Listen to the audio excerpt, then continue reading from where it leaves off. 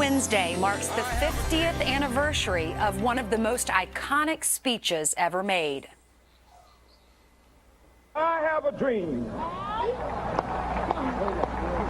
that my 4 little children will one day live in a nation where they will not be judged by the color of their skin, but by the content of their character. I have a dream today. And today, thousands will gather in honor of the historic march on the Capitol back in 1963.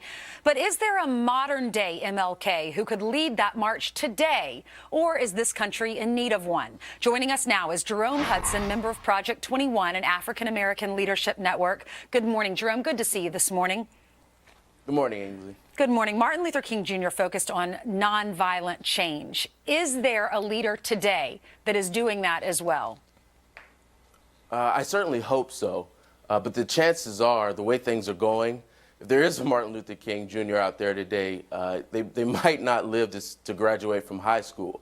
I mean, look at it like this. According to FBI data, in 2010 and 2011, 4,906 black Americans killed other black Americans. So more black people killed each other in 2 years than in 86 years between 1882 and 1968, according to the Tuskegee Institute. The problem is that much of the civil rights establishment and the media tend to ignore that harsh reality when it comes to black-on-black crime.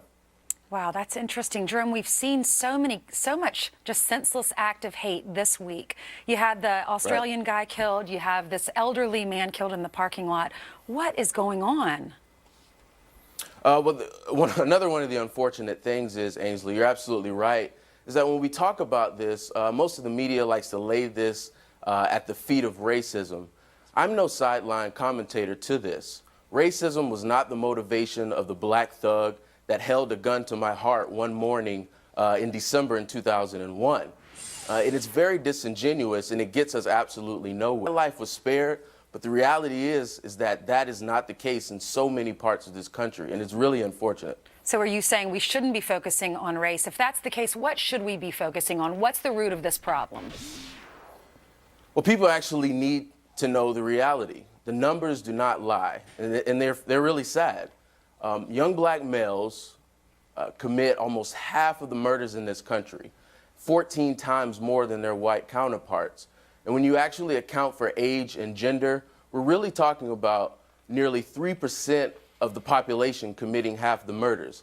And so from the leadership, I'm talking about the president on down, I applaud him for giving an occasional speech on the importance of fatherhood on Father's Day, but there really needs to be more dialogue towards the importance of fatherhood. 70% of black children grow up today without a father in the home. That dramatically hurts their chances of getting ahead in life. Yeah, I agree with that. I mean, I remember, making decisions when I was at parties or whatnot in high school and thinking, what's my father going to do? I don't want to be in certain situations because I don't want to disappoint him. And, a lot of these kids, unfortunately, are growing up in families. I was fortunate enough to have a great dad and still do. But what is the message for men out there that are struggling with this, that have little boys or little girls and families and they've left the home? What's your message to them?